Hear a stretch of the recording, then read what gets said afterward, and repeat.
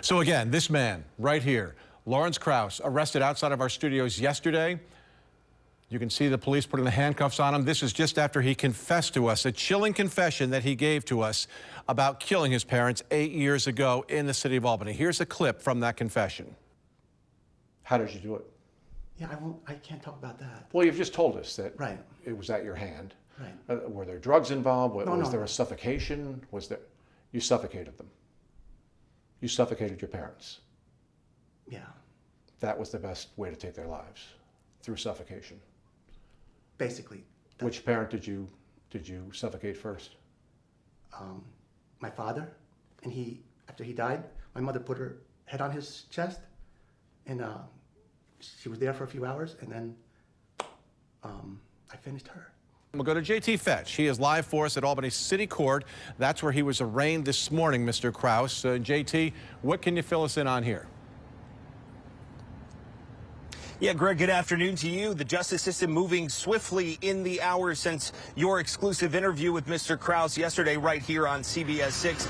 Mr. Kraus now facing 2 counts of second-degree murder and 2 counts of concealment of a corpse. And as you said, those charges, they all stem from the deaths of his parents, Franz and Theresia Kraus, who were last seen alive in 2017. The judge today specifically mentioning the time between January 7th and September 30th of that year. This all comes after a stunning confession by Kraus himself in that exclusive interview with our Greg Floyd. Lorenz Kraus admitting to killing his parents. He was taken into custody by Albany police outside CBS 6 right after that interview. The human remains found in the backyard of the family's Crestwood Court home in Albany, believed to be those of Franz and Theresia Kraus. We do know that Lorenz Kraus wanted the public to hear his side of the story and judge him for themselves, and that is why he apparently gave that exclusive interview to us here at CBS 6. Now, in the courtroom this morning, he appeared calm and in relatively good spirits, considering the nature of what's happened here. After the arraignment, we heard from both Albany County District Attorney Lee Kinlan and Kraus's public defender, Rebecca Sokol. I think the words last night spoken on Channel 6 speak for themselves, but ultimately, we have to build a case not just on what he said, but physical evidence and witnesses and everything. So that's the next phase. And certainly the stuff he said to Channel 6 last night probably is going to provide some additional avenues of investigation. I do have a lot of questions about the events that occurred yesterday afternoon, about really how that came to be. Were the police involved? A lot of questions in that front that might take me in different directions in an investigation sense. So, again, I don't, I saw it. I saw what was supposedly provided. I'm not taking anybody's word for it at this point.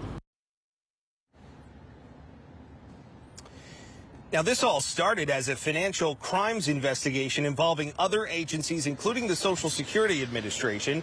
DA Kinlan says that avenue of investigation is ongoing. But again, what we do know for sure right now is that Lorenz Kraus now faces charges including 2 counts of second-degree murder and 2 counts of concealment of a corpse.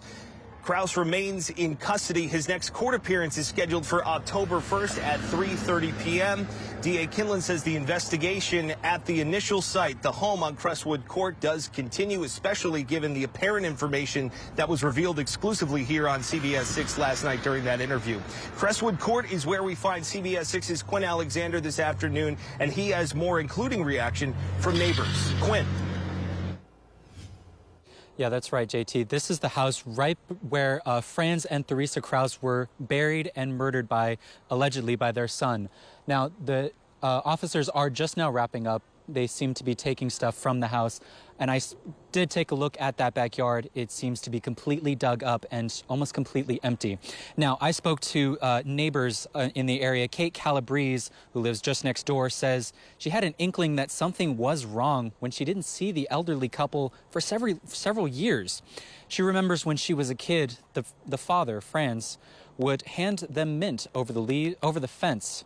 And she says they weren't the closest of neighbors, but no one deserves to be treated the way that Franz and Theresia Kraus were treated by their son. People get old. You're not God. You can't play God. And he thought he could play God. And he did. Sort of. I don't believe this is any sort of celebration of life. I believe it was murder.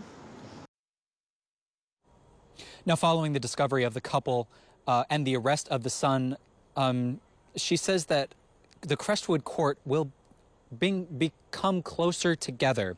She says the neighbors will band together to make sure that nothing happens like this in this community. And yeah, we'll continue to cover this story, and we'll have the full story later tonight. Reporting live in Albany, Quinn Alexander, CBS 6 News.